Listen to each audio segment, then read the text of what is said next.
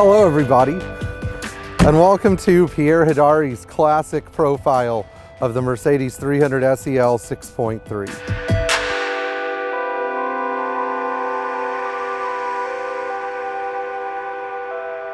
So I'm going to resume my stance here. Yeah, you're good.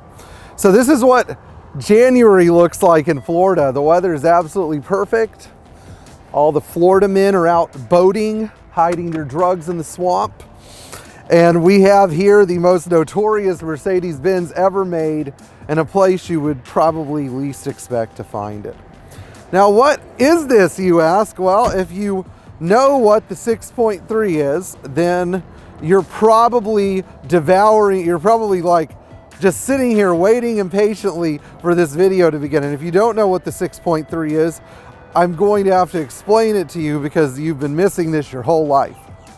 In 1967, an engineer named Erich Waxenberger was completing the final details of a project that involved transplanting the 6.3-liter M100 engine into the W109 chassis, which up to that point was only available as a six-cylinder car.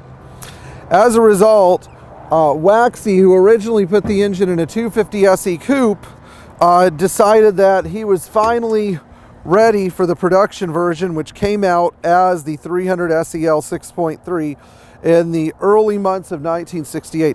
These cars were not designed as a car that you could take out on weekends or as like a temperamental high-performance car. This was a car that Mercedes designed and built for people to use as much as they wanted to. And they're really not as problematic or difficult as people think, as long as you stay on top of certain parts like the air suspension system or the brakes, because you're really going to need them. Now, the 6.3 is powered by, as we said, the 6.3-liter M100 engine.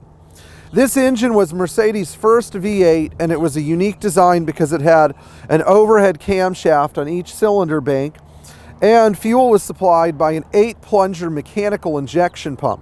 Now, some people like Carl Middelhoff have pulled who's supposed to be like the world-renowned 6.3 expert, have pulled the injection pumps off and put an EFI system on, which is ridiculous. I think it's sort of like castrating a bull or a stud horse.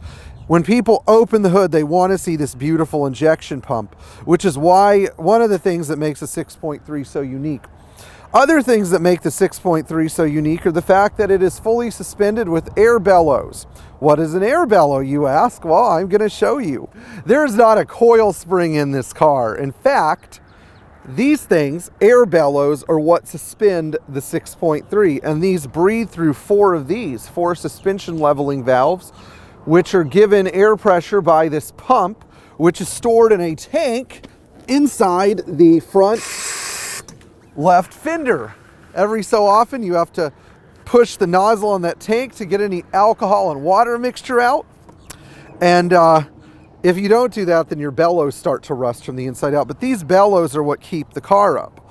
Now, I replaced this bellow because it was starting to leak. So even though it was a brand new bellow, but the truth about the air suspension bellows is that they're actually a very reliable component. They're tougher than a tire, and they're not that hard to replace, and Mercedes has them for about $340 each, so that's the cost of keeping the 6.3 up in the air. Not to mention, if you saw some of our other clips, the 6.3 suspension is height adjustable, making it capable of clearing all sorts of obstacles in the road, whether it is a dead raccoon or a pallet or maybe parts of somebody's ice chest, but not the whole ice chest, and quite possibly the limbs of any Florida man that has been run over by a truck. The 6.3, though, also has a sinister reputation, especially if you're a mechanic. These cars are notoriously complicated to work on.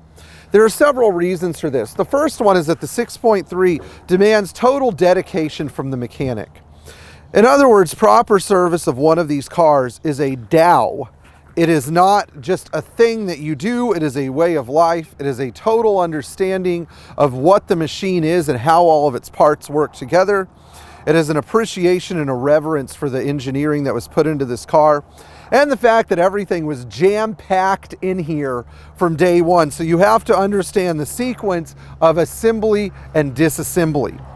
Now, what makes the 6.3 such a crazy, insane, wild car? Well, this engine that we talked about before makes 300 SAE horsepower, which roughly translates, in the high compression version, Mercedes rated it at 250 DIN horsepower.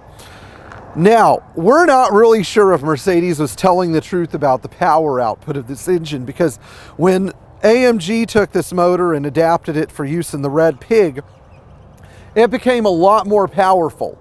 And really, this is the kind of car where people will tell you stories about, and I was driving my Camaro 350 SS, or I was driving my 427 Corvette, and I encountered a 300 SEL 6.3 and it left me in the dust. One of the really amazing things about the 6.3 was I've never heard an account of it losing a drag race in the 70s. Now, maybe it would lose to a lightweight side oil or Ford Galaxy or something, but these cars were just insane and sinister and fast. They were, again, really difficult to work on. In fact, we just had to put head gaskets on this car. You can't tell because hopefully we did a really nice, neat job of reassembling everything, but we had to take the entire top end of this engine apart, and it injured my shoulder, and it sort of wore me out for several weeks. I had to take a week off from work afterwards just to recuperate. You know, but this is essentially what the 6.3 is, the most demanding car for the mechanic to service. Now, we're going to talk a little bit about some of this specific car's features. What we're seeing here is a 6.3 1969 in 542 burgundy red with cognac leather. This cognac leather interior is the original cognac leather that was applied and installed in this car in 1969. And boy, is it beautiful. In fact, if you look closely at some of the shots of the leather in this car, you can tell that modern replacement leather is totally inferior. Not just because of the perfect shininess, but the thickness too. I mean, this is like Italian shoe leather. It's so shiny and so smooth, you know, not just from being sat in for years, but because of the tanning process, and because the cows used to make this roser leather had very thick hides. The splotchiness of the cognac dye is also evident, which is something that if you ever want to have cognac leather re-dyed, think again. You can't, because you will never ever be able to imitate this. It is one of those things that is like the Mona Lisa smile, or like the ceiling of the Sistine Chapel, or possibly the sounds of a Stradivarius. It is irreplicable. So think about that before you have any of your original leather replaced in your Mercedes-Benz. Now, we talked a great deal about the 108 and 109 chassis in our video on the 280 SE 4.5, but there are some specific things about the 6.3 that I think deserve to be highlighted in this video that nobody ever discusses. In other words, some dark secrets of this car. The first one is the dual point distributor.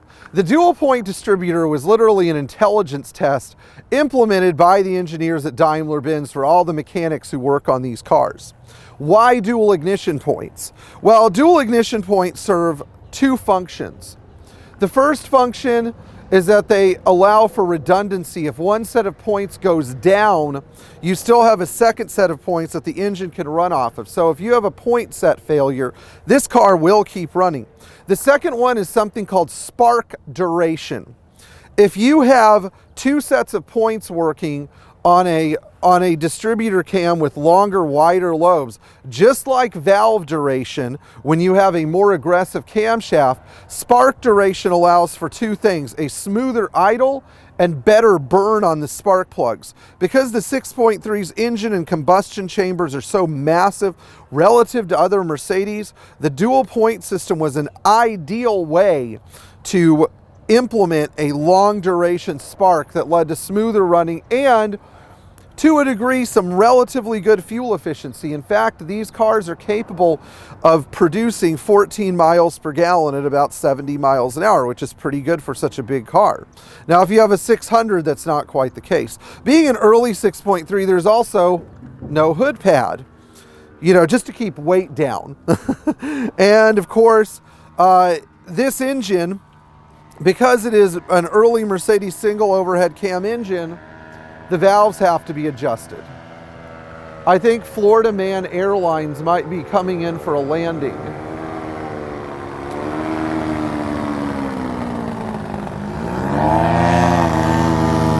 Oh, I guess he's good. Is he?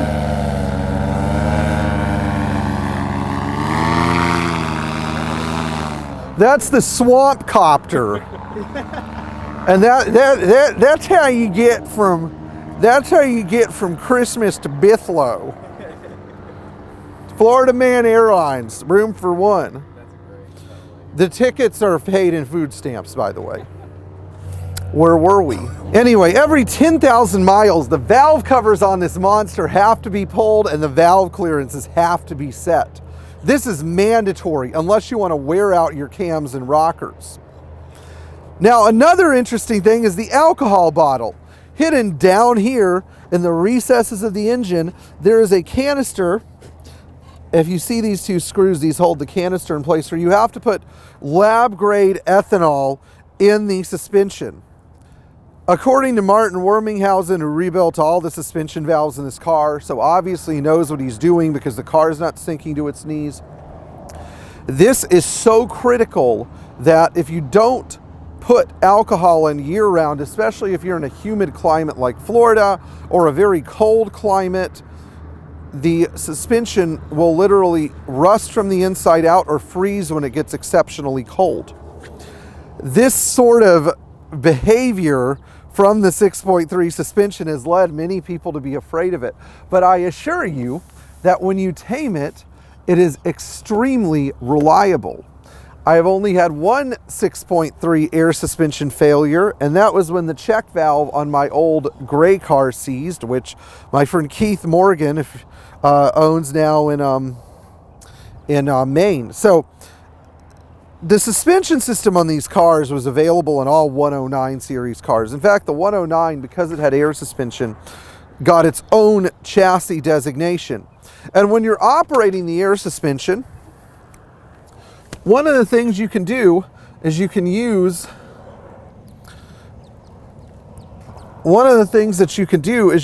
this lever on the early cars and a push-pull rod on the 70 and later cars to increase the height of the suspension.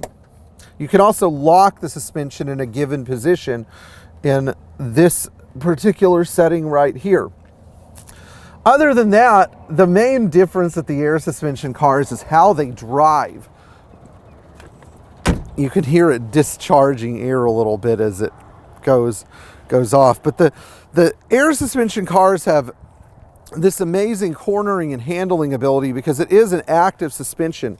It continually adjusts for the position, height, and pitch, roll, dive of the vehicle. There's an anti-dive bar in the front and the rear. And in fact, anti-dive suspension was never used on the 108 sedan. I thought it was earlier, but it wasn't. The anti-dive geometry was only incorporated on the W109, W112, and W100 to give the car the absolute best braking and handling characteristics available of the time. Did I say of the time? Well, actually, even today, this car out-handles and I would say it outrides, and in a way it out-handles certain cars because its tolerance for bad roads is just amazing. I'm not necessarily talking about how it performs in a slalom, but I remember years ago, my friends Bobby and Pierre Hedary approached me about a 300 SEL 4.5 that I owned that they wanted to customize. And they said, we're going to take all this old stuff out and put a real suspension underneath it. My quote to them was, this is the realest suspension that they ever put in an automobile. The 6.3 has extremely tough stamped metal control arms with with kingpins and solid metal lower control arm and upper control arm bushings. There's not a ball joint in it. The rear axle has one master pivot, and otherwise the rear axle and the rear suspension are one assembly. This is probably the toughest vehicle that Mercedes produced at this time. And even today, if I were having to go on a rally like the Peking to Paris and I had to pick between a modern Mercedes SUV or this, I would pick this car just because I know that it would do much better in some of the horrible roads without fracturing suspension components. Now, there's really not much that's different about the trunk in the 6.3, except for one very interesting little thing. You're going to find, well, where are they? You're going to find things like these wheel chocks to keep the car from rolling if you service it. And although I don't have them here, you're going to find a pair of bump stops. And these stops can actually be installed in the suspension of the vehicle to keep the car from bottoming out in a bump. Now, one of the things that I also really love about the slightly longer wheelbase version of the 109 is that, at least with the 6.3 body and the bigger wheels, etc., it has a very muscular and balanced profile. If you were to take the 6.3 badge off of this car, you would still think that there was something muscular and sinister about it. It doesn't have the graceful, artistic look of the 280S or the 250 SE. No. You look at a 6.3 and you see something that is totally bad to the bone, something that is almost evil in its composure, something where you would glance at it while it passes you at 130 miles an hour at night. And that's the statement that the 6.3 makes. It's not necessarily a car that was designed for people who want a nice, quiet, smooth driving Mercedes. It was the ultimate statement. It was the AMG Black series of its time. This was Mercedes' most amazing invention since the 300 SL. This is the 300 SEL 6.3. You want to rev it up a little bit? Oh yeah. The 6.3 is not necessarily for everybody. It's not for the undedicated. It's not for the person that cuts corners on maintenance. It's not for the person that is of lesser means than the person who would have bought this car when it was new. It is certainly not for the kind of person that is averse to a car that is a purely mechanical vehicle that occasionally needs to be serviced and adjusted. But what it is a statement about how great Mercedes was technologically during their greatest era from 1968 to 85. This was the beginning of a line of amazing cars, from the 450 SEL 6.9 to the 500 SLC to the 300D turbo diesel to the 190E 16 valve that showed that Mercedes had arrived in the modern era. And the modern era of Mercedes-Benz, you could say, was characterized by the invention and development of the 6.3 and the M100 engine. It is so critical to Mercedes that Mercedes' reputation today would not be what it is if they had not developed and marketed the 6.3. The 6.3 is one of those iconic Mercedes that many people will desire, but few people will be able to find the wherewithal, the capital, the amount of time and energy needed to devote to one of these cars. And that's why it is such a special car and such a unique car. I don't believe that there is any Mercedes, any high performance Mercedes that has the panache and the cult following that the 6.3 does. And that's why this car is what defined Mercedes-Benz from 1968 and onwards.